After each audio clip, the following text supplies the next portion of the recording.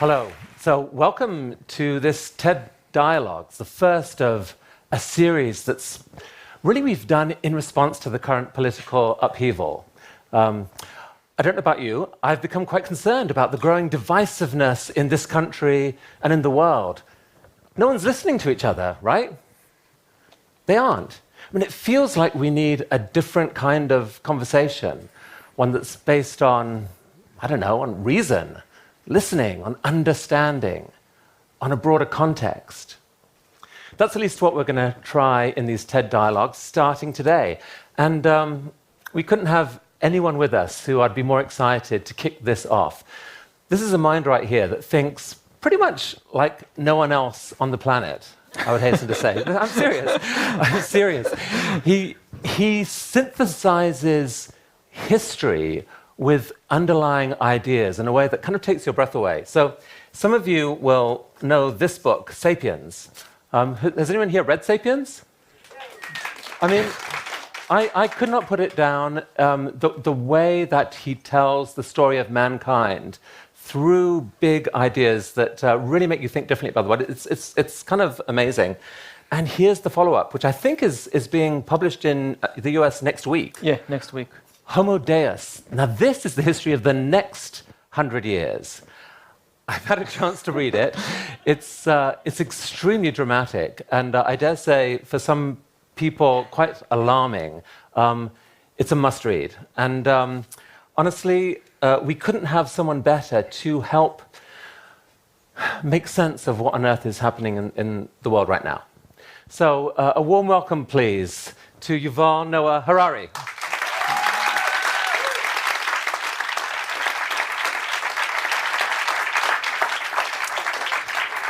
Great to be joined by our friends on Facebook and around the web. Hello, Facebook. And all of you, as I start asking questions of Yuval, come up with your own questions. Not necessarily about the political scandal du jour, but about the broader understanding of where are we heading. You ready? Okay, we're going to go. So here we are, Yuval, New York City, 2017. There's a new president in power and shockwaves rippling around the world. What on earth is happening? I think the basic thing that happens is that we have lost our story. Humans think in stories, and we try to make sense of the world by telling stories. And for the last few decades, we had a very simple and very attractive story about what's happening in the world. And the story said that, what's happening is that the economy is being globalized, politics is being liberalized, and the combination of the two will create paradise on earth. And we just need to keep on globalizing the economy and liberalizing the political system, and everything will be wonderful. And 2016 is the moment when a very large segment, even of the Western world, stopped believing in this story. For good or bad reason, doesn't matter. People stopped believing in the story. And when you don't have a story, you don't understand what's happening. I mean, part of you believes that story was actually a very effective story. It worked. To some extent, yes. I mean, according to some measurements, we are now in the best time ever for humankind. Today, for the first time in history, more people die from eating too much than from eating too little, which is an amazing achievement. Also, for the first time in history, more people die from old age than from infectious diseases. And violence is also down. For the first time in history, more people commit suicide than are killed by crime and terrorism and war put together. Statistically, you are your own worst enemy. At least from all the people in the world, you're most likely to be killed by yourself. Which is, again, very good news compared to the level of violence that we saw in previous eras.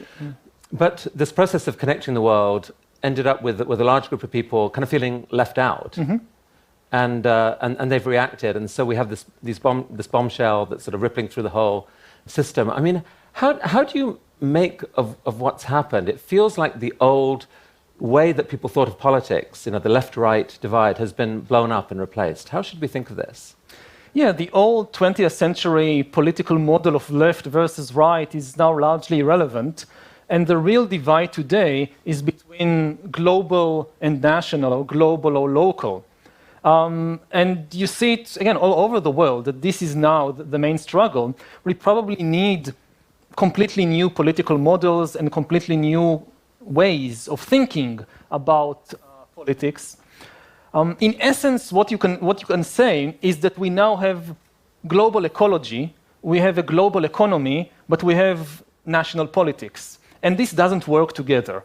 This makes the political system ineffective because it has no control over the forces that shape our life. And you have basically two solutions to this imbalance. Either deglobalize the economy and turn it back into a national economy, or globalize the political system. So some, I guess many liberals out there view Trump and his government as kind of irredeemably bad, just awful in every way. Mm-hmm. Do you see any underlying narrative or political philosophy in there that is at least worth understanding? How would you articulate that philosophy? Is it just the philosophy of nationalism? I think the underlying feeling or idea is that the political system, something is broken there. It doesn't empower the ordinary person anymore. It doesn't care so much about the ordinary person anymore. And I think this diagnosis of the political disease is correct. With regard to the answers, I'm far less certain. I think what we are seeing is the immediate human reaction. If something doesn't work, let's go back. And you see it all over the world that people, almost nobody in the political system today has any future-oriented vision of where humankind is going. Almost everywhere you see retrograde vision. Let's make America great again. Like it was great, I don't know, in the 50s, in the 80s, sometime, let's go back there. And you go to Russia, so 100 years after Lenin, Putin's vision for the future is basically, let's go back to the Tsarist empire. And in Israel, where I come from, the hottest political vision of the present is let's build the temple again. So let's go back 2,000 years backwards.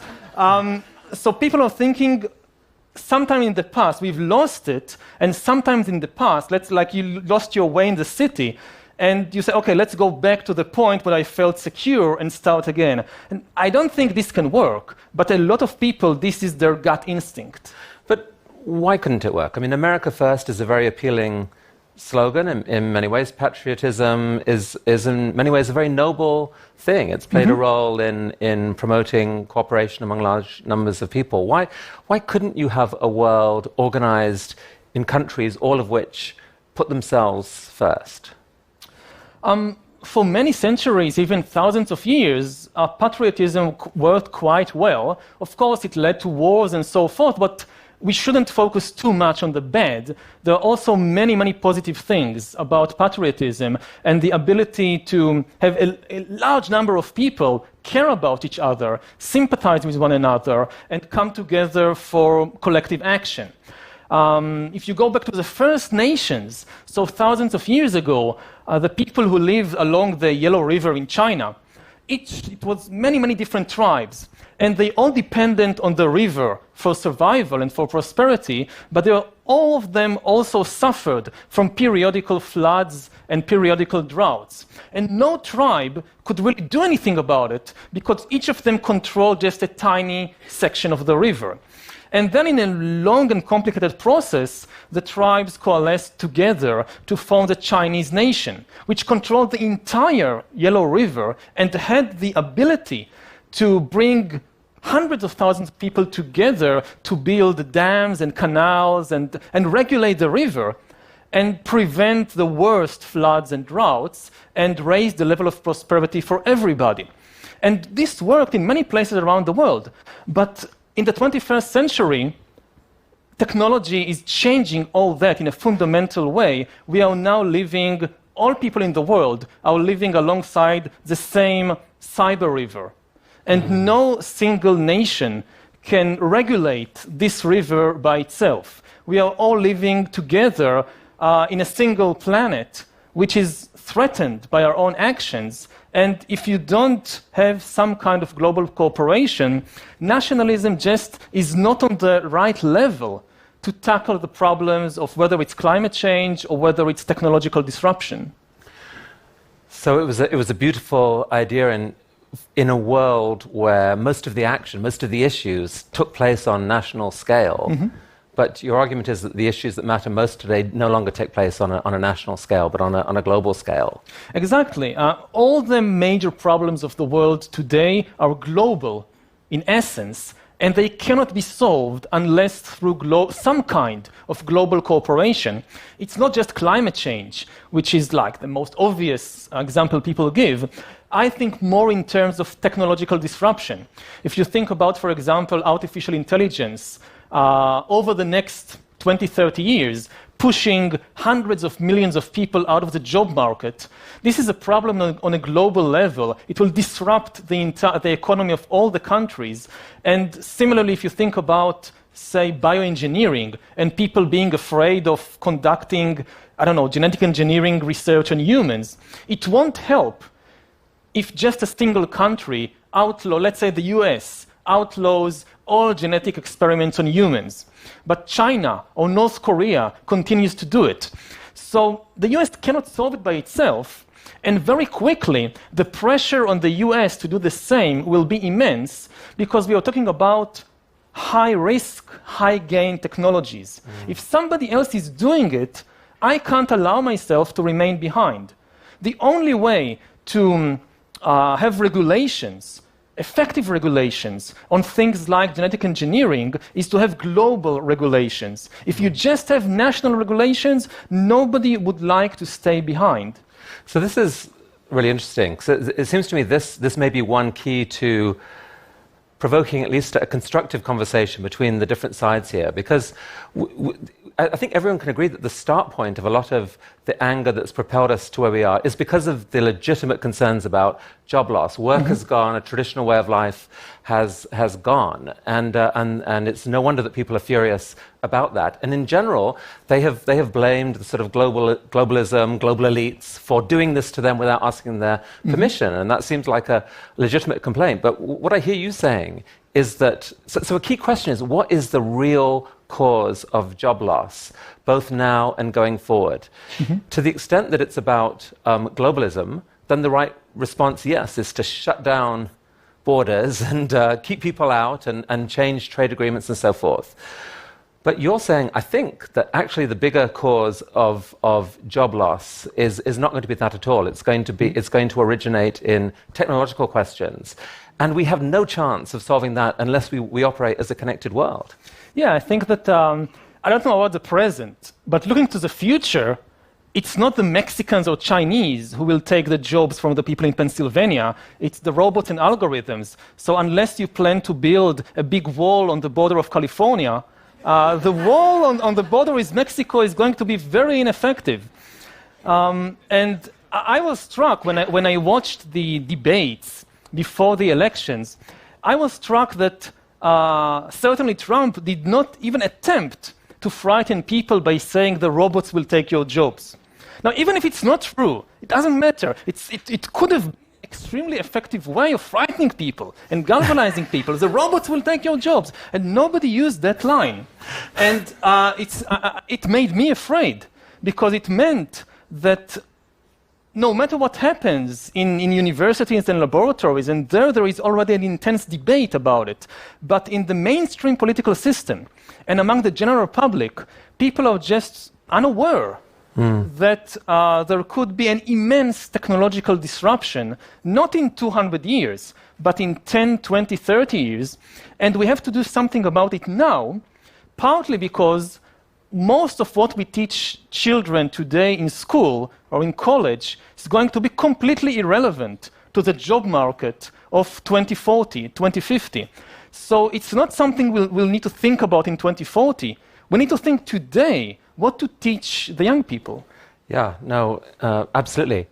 I mean, you've often written about moments in history where humankind has entered a new era kind of unintentionally. Like decisions have been made, technologies have developed, and suddenly the world has changed, and it may possibly in a way that's worse for everyone. So one of the examples you give in *Sapiens* is just the whole agricultural revolution, which for an actual person tilling the fields, they just picked up a 12-hour back-breaking workday instead of 6 hours in the jungle and a much more interesting lifestyle.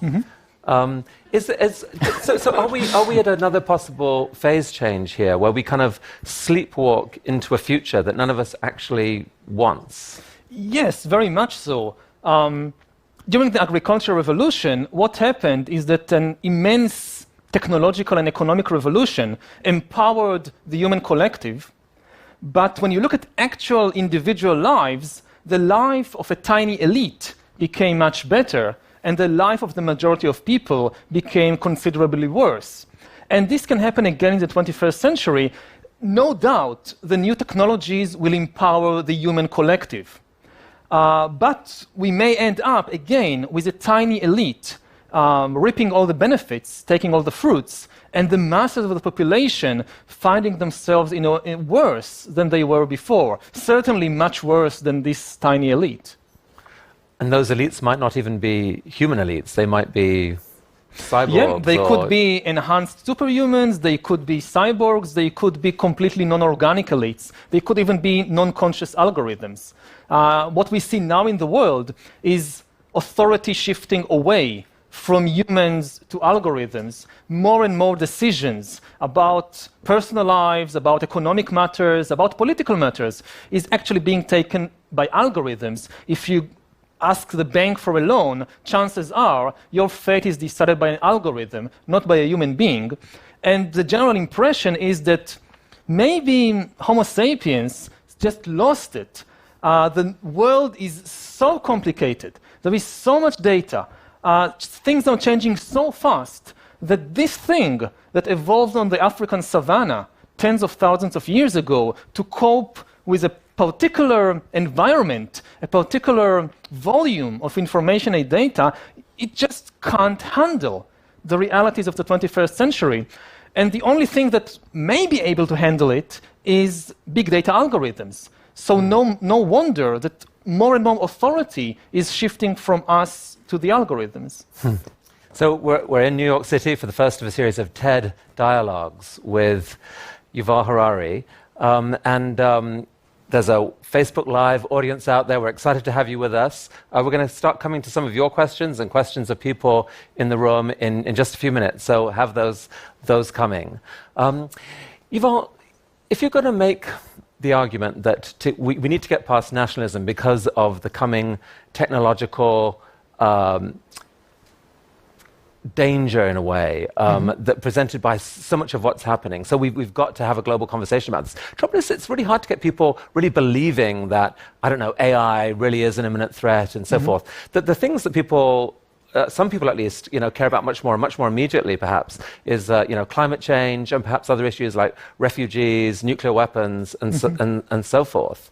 How would you argue that in where we are right now, that somehow those issues need to be dialed up? But I mean, so you've talked a lot about climate change, but I mean, Trump has said he doesn't believe in that. So we can't, in a way, your most powerful argument, you can't actually use to make this case. Yeah, I think with climate change, at first sight, it's quite surprising that there is a very close correlation between nationalism and climate change. I mean, almost always the people who deny climate change are nationalists. And at first sight, you think, why? What's the connection? Why don't you have socialists denying climate change? But then when you think about it, it's obvious.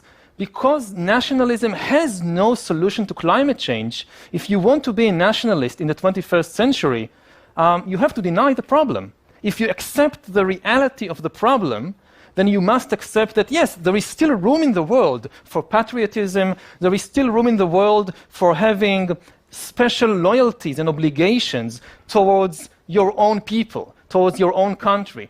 I don't think anybody's really thinking of abolishing that.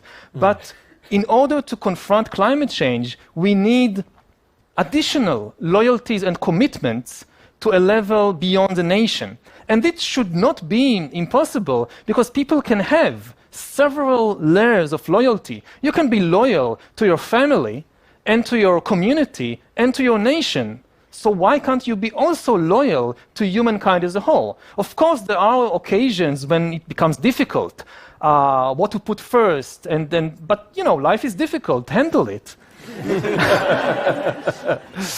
Okay, so I would love to get some questions from the audience here. We've got a microphone here, speak into it, and Facebook, get them coming too. So one of the things that has clearly made a huge difference in this country and other countries is the income distribution inequality, the dramatic change in income distribution in the U.S. from what it was 50 years ago and around the world. Is there anything that we can do to affect that? Because that gets at a lot of the underlying causes. So far, I haven't heard a very good idea about what to do about it. Again, partly because most ideas remain on the national level and the problem is global. I mean, one idea that we hear quite a lot about now is universal basic income. But this is a problem. I mean, I think it's a good start, but it's a problematic idea because it's not clear what universal is, and it's not clear what basic is. Most people, when they speak about universal basic income, they actually mean national basic income. But the problem is global. Let's say that you have AI and 3D printers taking away millions of jobs in Bangladesh of all the people who make my shirts and my shoes. So what's going to happen? The US government will levy taxes on Google and Apple in California and use that to pay basic income to unemployed Bangladeshis. If you believe that, you can just as well believe that Santa Claus will come and solve the problem. So unless we have really universal and not national basic income, the deep problems are not going to go away. And also, it's not clear what basic is. Because what are basic human needs? 1,000 years ago, just food and shelter is enough. But today, people will say education is a basic human need. It should be part of the package. But how much? 6 years, 12 years, PhD. Similarly with healthcare. Let's say that in 20, 30, 40 years, you'll have expensive treatments that can extend human life to 120, I don't know. Would this be part of the basket of basic income or not? It's a very difficult problem because in a world when people lose their ability to be employed, the only thing they're going to get is this basic income. So what's part of it is a very, very difficult ethical question. And there's a bunch of questions on how the world affords it as well, who pays. The numbers are daunting. There's a question here from Facebook from Lisa Larson. How does nationalism in the US now compare to that between World War I and World War II in the last century? The good news, we are in a much, with regard to the dangers of nationalism, we are in a much better position than a century ago. A century ago, 1917, Europeans were killing each other by the millions. In 2016 with Brexit, as far as I remember, a single person lost her life. An MP who was murdered by some extremist. Just a single person. I mean, if Brexit was about British independence, this is the most peaceful war of independence in human history. And if, let's say that Scotland will now choose to leave the UK after Brexit. So in the 18th century, if Scotland wanted, and the Scots wanted several times to break out of the control of London, the reaction of the government in London was to send an army up north to burn down Edinburgh and massacre the Highland tribes. My guess that if in 2018 the Scots vote for independence, the London government will not send an army up north to burn down Edinburgh. Very few people are now willing to kill or be killed for Scottish or for British independence.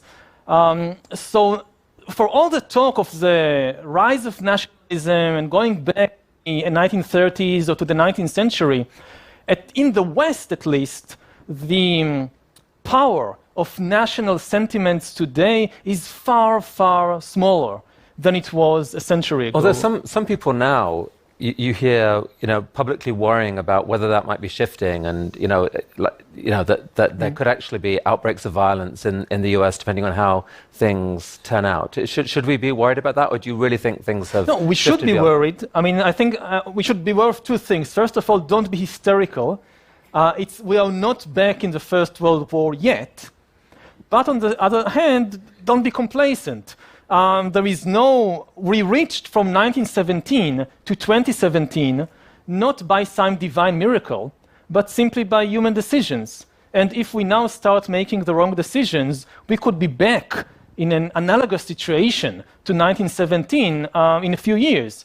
One of the things I know as a historian is that you should never underestimate human stupidity. It's one of the most powerful forces in history, is human stupidity and human violence. Humans do such crazy things for no obvious reason. But again, at the same time, another very powerful force in history is human wisdom. We have both. So we have with us here moral psychologist Jonathan Haidt, who I think has a question. Well, thanks, Yuval. So you seem to be a fan of global governance, but when you look at the map of the world from Transparency International, which rates the level of corruption of political institutions, it's a vast sea of red with little bits of yellow here and there for those with good institutions. So if we were to have some kind of global governance, what makes you think that it would end up being more like Denmark rather than more like Russia or Honduras? And aren't there alternatives, such as we did with CFCs? I mean, there are ways to solve global problems with national governments. What would world government actually look like, and why do you think it would work? Well, I don't know how it would look like. Nobody still has a model for that. The main reason we need it is because many of these issues are lose-lose situations. I mean, when you have a win-win situation like trade, both sides can benefit from a trade agreement, then this is something you can work out without some kind of global government. National governments each has an interest in doing it. But when you have a lose-lose situation, like with climate change, it's much more difficult without some overarching authority, real authority. Now, how to get there and how would it look like, I don't know. And certainly there is no obvious reason to think that it would look like Denmark or that it would be a democracy. Most likely it wouldn't. We don't have workable democratic models for a global government. So maybe it would look more like ancient China than like modern Denmark. But still, given the dangers that we are facing, I think the imperative of having some kind of real ability to force through difficult decisions on the global level is more important than almost anything else. There's a question from Facebook here, and then we'll get the mic to Andrew. So Kat Haber on Facebook, calling in from Vale. How will developed nations manage the millions of climate migrants? I don't know. And that's your answer, Kat. And I don't think that they know either. I mean, they'll just deny the problem, maybe. But immigration generally is another example of a sort of problem that's very hard to solve on a nation-by-nation basis. I mean, one nation can shut its doors, but maybe that stores up problems for the future. Yes, it's another very good case, especially because it's so much easier to migrate today than it was in the Middle Ages or in ancient times. Yuval, there's a belief among many technologists, certainly, that political concerns are kind of overblown, that actually political leaders don't have that much influence in the world, that the real determination of humanity at this point is by science, by invention, by companies, by many things other than political leaders, and it's actually very hard for leaders to do much. So we're actually worrying about nothing here. Well, first, it should be emphasized that it's true that political leaders' ability to do good is very limited, but their ability to do harm is unlimited. There is a basic imbalance here.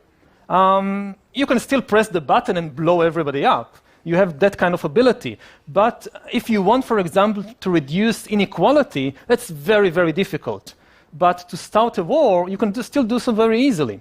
So there is a built-in imbalance in the political system today, which is very frustrating, that you cannot do a lot of good, but you can still do a lot of harm. And this makes the political system still a very big concern. So as you look at what's happening today and putting your historian's hat on, do you look back in history at moments when things were going just fine and an individual leader really took the world or their country backwards? There are quite a few examples, but I should emphasize it's never an individual leader. I mean, somebody put him there, and somebody allowed him to continue to be there. So it's never really just the fault of a single individual. There is a lot of people behind every such individual. Can we have the microphone here, please, to Andrew? You've talked a lot about the global versus the national, but increasingly it seems to me that the world situation is in the hands of identity groups. We look at people within the United States who have been recruited by ISIS. We look at these other groups which have formed, which go outside of national bounds but still represent significant authorities.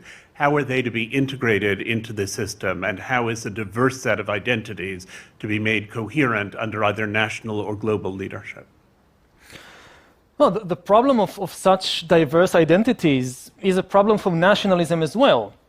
Nationalism believes in a single monolithic identity, and in an exclusive, or at least the more extreme versions of nationalism, believe in an exclusive loyalty to a single identity. And therefore nationalism has had a lot of problems with people wanting to divide their identities between various groups. So it's not just a problem, say, for a global vision. And I think that, again, history shows that you shouldn't necessarily think in such exclusive terms. If you think that there is just a single identity for a person, I'm just X, that's it. I can't be several things, I can be just that. That's the start of the problem. You have religions, you have nations that sometimes demand exclusive loyalty, but it's not the only option. There are many religions and many nations that enable you to have diverse identities at the same time. But is one explanation of what's happened in the last year that that a group of people have got fed up with, if you like, the liberal elites, for want of a better term, obsessing over many different identities, and them feeling, but what about my identity? I am being completely ignored here. And by the way, I thought I was the majority, and that's actually sparked a lot of the anger. Yes, the identity is always problematic because identity is always based on fictional stories that sooner or later collide with reality. Almost all identities, I mean, beyond the level of the basic community of a few dozen people, are based on a fictional story. They are not the truth. They are not the reality. It's just a story that people invent and tell one another and start believing. And therefore, all identities are extremely unstable. They are not a biological reality. I mean, sometimes nationalists, for example, think that the nation is a biological entity. It's made of the combination of soil and blood creates the nation. But this is just a fictional story. Soil and blood kind of makes a gooey mess. It does. And also it messes with your mind when you think too much that I am a combination of soil and blood. If you look from a biological perspective, obviously none of the nations that exist today existed 5,000 years ago. Homo sapiens is a social animal, that's for sure, but for millions of years, Homo sapiens and our hominid ancestors lived in small communities of a few dozen individuals. Everybody knew everybody else, whereas in modern nations are imagined communities in the sense that I don't even know all these people. I mean, I come from a relatively small nation, Israel, and there are 8 million Israelis. I never met most of them. I will never meet most of them. They basically exist here. But in terms of this identity, this group who feel left out and perhaps work taken away, I mean, in Homo Deus, you actually speak of this group, in one sense, expanding, that so many people may have their jobs taken away by technology in some way, that we could end up with a really large, I think you call it a useless class, yes. A class where traditionally as viewed by the economy, these people have no use. Yes. How likely a possibility is that? Is that something we should be terrified about? And can we address it in any way? We should think about it very carefully. I mean, nobody really knows what the job market would look like in 2040, 2050.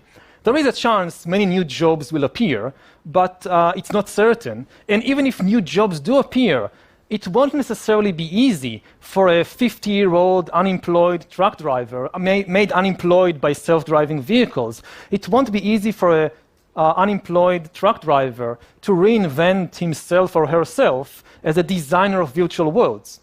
I mean, previously, if you look at the trajectory of the Industrial Revolution, when machines replaced humans in one type of work, the solution usually came from low-skill work in new lines of business. So you didn't need any more agricultural workers, so people moved to working in low-skill industrial jobs. And when this was taken away by more and more machines, people moved to low-skill service jobs.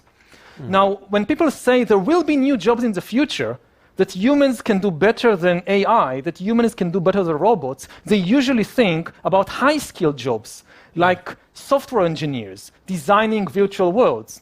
Now, I don't see how an unemployed cashier from Walmart reinvents herself or himself at 50 as a designer of virtual worlds, and certainly I don't see how the millions of unemployed Bangladeshi textile workers will be able to do that. I mean, if they are going to do it, we need to start teaching the Bangladeshis today how to be software designers, and we are not doing it. So what will they do in 20 years? So it feels like you're really highlighting a question that's really been bugging me almost the last few months, more and more. It's almost a hard question to ask in public, but if any mind has some wisdom to offer in it, maybe it's yours. So I'm going to ask you, what are humans for? As far as we know, for nothing. I mean, there is no great cosmic drama, some great cosmic plan that we have a role to play in it. And we just need to discover what our role is and then play it to the best of our ability. This has been the story of all religions and ideologies and so forth, but as a scientist, the best I can say, this is not true. There is no universal drama with a role in it for Homo sapiens. I'm going to push back on you just on a minute, Okay. just from your own book, because in Homo Deus, you give really one of the most coherent and understandable accounts about sentience, about consciousness, and that unique sort of human skill. You point out that it's different from intelligence, the intelligence Yes. that we're building in machines, and that there's actually a lot of mystery around it.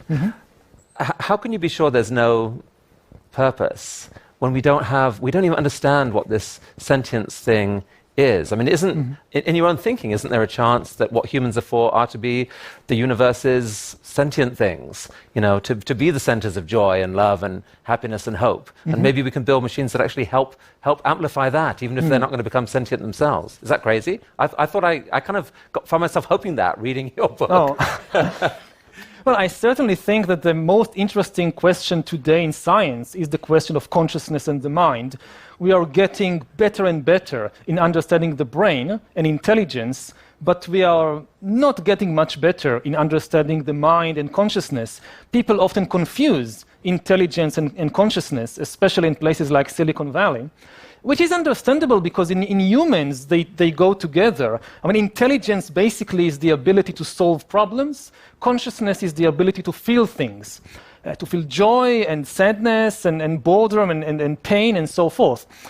In Homo sapiens and all other mammals as well, it's not unique to humans. In all mammals and birds and some other animals, intelligence and consciousness go together. We often solve problems by feeling things. So we tend to confuse them. But they are different things. What's happening today in places like Silicon Valley is that we are creating artificial intelligence, but not artificial consciousness. There has been an amazing development in computer intelligence over the last 50 years, and exactly zero development in computer consciousness. And there is no indication that computers are going to become conscious anytime soon. So first of all, if there is some cosmic role for consciousness, it's not unique to Homo sapiens. Cows are conscious, pigs are conscious, chimpanzees are conscious, chickens are conscious. So if we go that way, first of all, we need to broaden our horizons and remember very clearly we are not the only sentient beings on Earth. And when it comes to sentience, when it comes to intelligence, there is good reason to think we are the most intelligent of the whole bunch. But when it comes to sentience, to say that humans are more sentient than whales, or more sentient than baboons, or more sentient than cats, I see no evidence for that. So first step is you go in that direction, expand. And then the second question of what is it for, I would reverse it, and I would say that I don't think sentience is for anything. I think we don't need to find our role in the universe. The really important thing is to liberate ourselves from suffering. What characterizes sentient beings, in contrast to robots, to stones, to whatever, is that sentient beings suffer, or can suffer. And what they should focus on is not finding their place in some mysterious cosmic drama. They should focus on understanding what suffering is, what causes it, and how to be liberated from it. I know this is a big issue for you, and that was very eloquent. We're going to have a blizzard of questions from the audience here and maybe from Facebook as well, and maybe some comments as well. All right, so let's go quick. There's one right here. Put your hands, keep hands held up at the back if you want the mic, and we'll get it back to you. So in your work, you talk a lot about the fictional stories that we accept as truth, and we live our lives by it. As an individual, knowing that, how does it impact the stories that you choose to live your life? And do you confuse them with the truth like all of us? I try not to. For me, maybe the most important question, both as a scientist and as a person, is how to tell the difference between fiction and reality. Because reality is there. I'm not saying that everything is fiction. It's just very difficult for human beings to tell the difference between fiction and reality. And it's have become more and more difficult as history progressed. Because the fictions that we've created, nations and gods and money and corporations, they now control the world. So just to even think that, this is just all fictional entities that we've created, it's very difficult. But reality is there. For me, there are several tests to tell the difference between fiction and reality. The simplest one, the best one that I can say in short, is the test of suffering. If it can suffer, it's real. If it can't suffer, it's not real. A nation cannot suffer. That's very, very clear. Even if a nation loses a war, we say Germany suffered a defeat in the First World War. It's a metaphor. Germany cannot suffer. Germany has no mind, Germany has no consciousness. Germans can suffer, yes, but Germany cannot. Similarly, when a bank goes bust, so the bank cannot suffer. When the dollar loses its value, the dollar doesn't suffer. People can suffer, animals can suffer. This is real. So I would start, if you really want to see reality, I would go through the door of suffering. If you can really understand what suffering is, this will give you also the key to understand what reality is. There's a Facebook question here that connects to this, and it's from someone around the world in a language that I cannot read. Oh, it's Hebrew. But it's Hebrew, there you go. Can you read the name? Lauterbach Goren. Well, thank you for writing. And the question is the post-truth era really a brand new era, or just another climax or moment in a never-ending trend? Personally, I don't connect to this idea of post-truth. My basic reaction as a historian, if this is the era of post-truth, when the hell was the era of truth? Right. What is in the 1980s, the 1950s, the Middle Ages? We always lived in an era, in a way, of post-truth. But I'd push back on that, because I think what people are talking about is that there was a world when you had fewer journalistic outlets, where there were traditions that things were fact-checked. There was, it was sort of incorporated into the charter of those organizations that the truth mattered. So if you believe in a reality, then what you write is information. There was a belief that that information should connect to a reality in a real way, and that if you wrote a headline, it was a serious and earnest attempt to reflect something that had actually happened. And people didn't always get it right. But I think the concern now is that you've got a technological system that's incredibly powerful that, for a while at least, massively amplified anything with no attention paid to whether it connected to reality, only to whether it connected to clicks and attention, and that was arguably toxic. That's a reasonable concern, isn't it? Yeah, it is. I mean, the technology changes, and it's now easier to disseminate both truth and fiction and falsehood. It goes both ways. It's also much easier, though, to spread the truth than it was ever before. But I don't think there is anything essentially new about this disseminating fictions and errors. I mean, there is nothing that, Joseph Goebbels didn't know about all this idea of fake news and post-truth. He famously said that if you repeat a lie often enough, people will think it's the truth, and the bigger the lie, the better. Because people won't even think that, something so big can be a lie.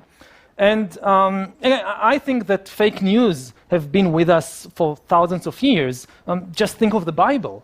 But there is a concern that fake news is associated with tyrannical regimes, and that when you see an uprise in fake news, that is a canary in the coal mine, that there may be dark times coming.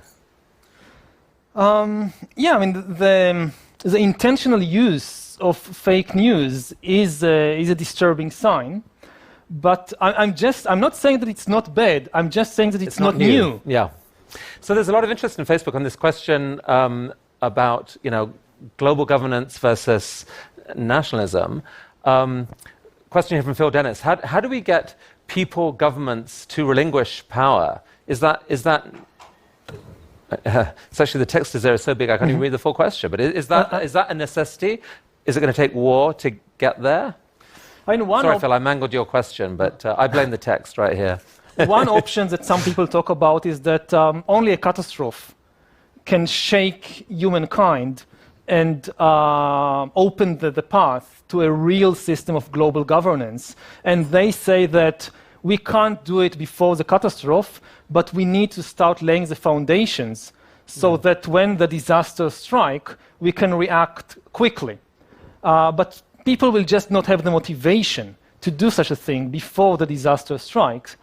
Another thing that I would emphasize is that anybody who is really interested in global governance should always make it very, very clear that it doesn't replace or abolish local identities and communities, that it should come both at the same, it should be part of a single package. So this is really, I want to hear more on this, because the very words global governance are almost the epitome of evil in the mindset of a lot of people on the alt-right right now. It just seems scary, remote, distant, and it has let them down. And so globalists, global governance, no, go away. And many view the election as the ultimate sort of poke in the eye to anyone who believes in that. So how do we change the narrative so that it doesn't seem so scary and remote? Build more on this idea of it being compatible with local identity, local communities. I think we should start really with the biological realities of Homo sapiens. And biology tells us two things about Homo sapiens which are very relevant to this issue. First of all, that we are completely dependent on the ecological system around us, and that today we are talking about a global system. You cannot escape that.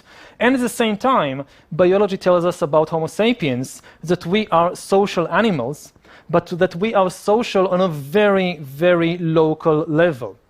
It's just a simple fact of humanity that we cannot have intimate familiarity with more than about 150 individuals. The size of the natural group, the natural community of Homo sapiens is not more than 150 individuals. And everything beyond that is really based on all kinds of imaginary stories and large-scale institutions. And I think that we can find a way, again, based on a biological understanding of our species, to weave the two together and to understand that today, in the 21st century, we need both the global level and the local community. And I would go even further than that and say that it starts with the body itself. The feelings that people today have of alienation and loneliness and not finding their place in the world, I would think that the chief problem is not global capitalism. The chief problem is that over the last 100 years, people have been becoming disembodied, have been distancing themselves from their body. As a hunter-gatherer or even as a peasant, to survive, you need to be constantly in touch with your body and with your senses every moment. If you go to the forest to look for mushrooms and you don't pay attention to what you hear, to what you smell, to what you taste, you're dead. So you must be very connected.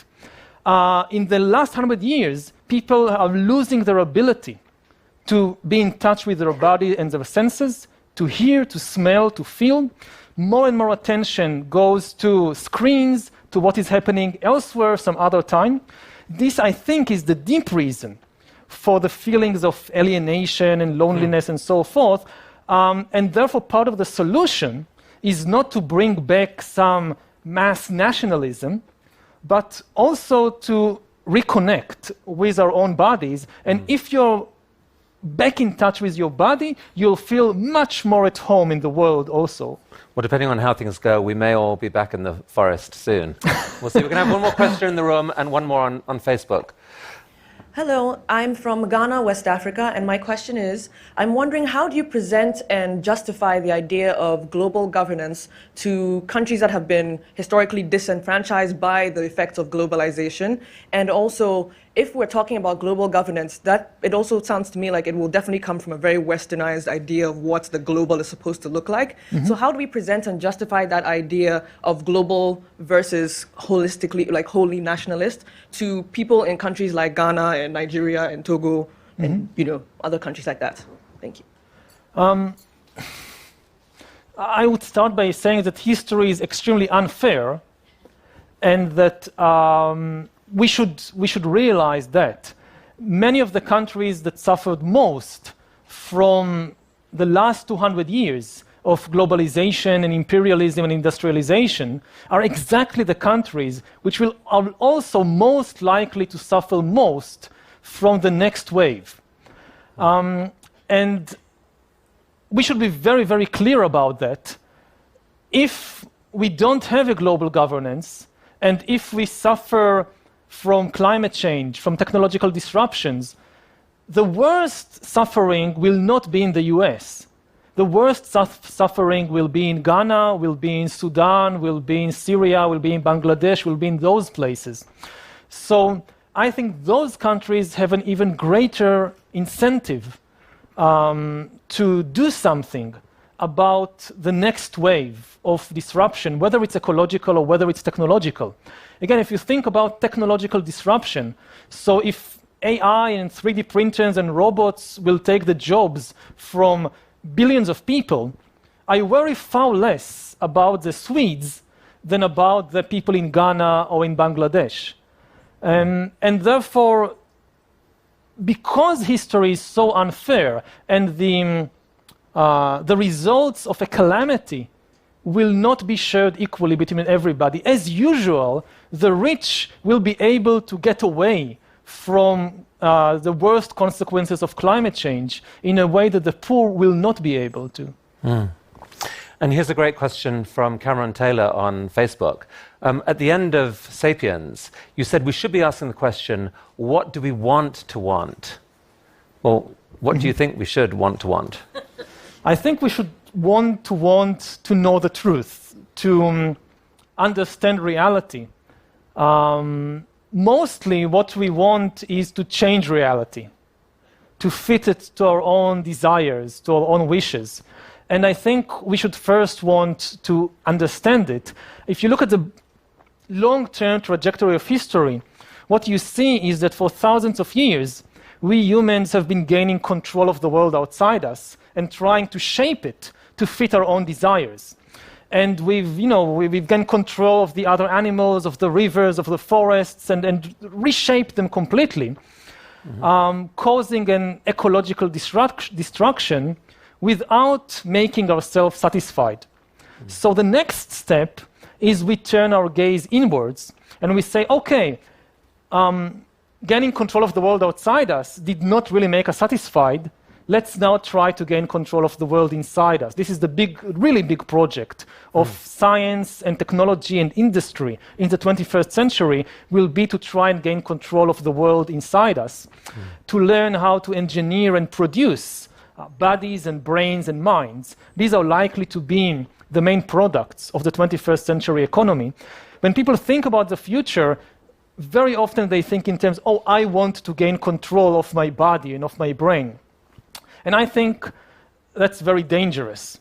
If we've learned anything from our previous history, is that yes, we gain the power to manipulate, but because we didn't really understand the complexity of the ecological system, we are now facing an ecological meltdown.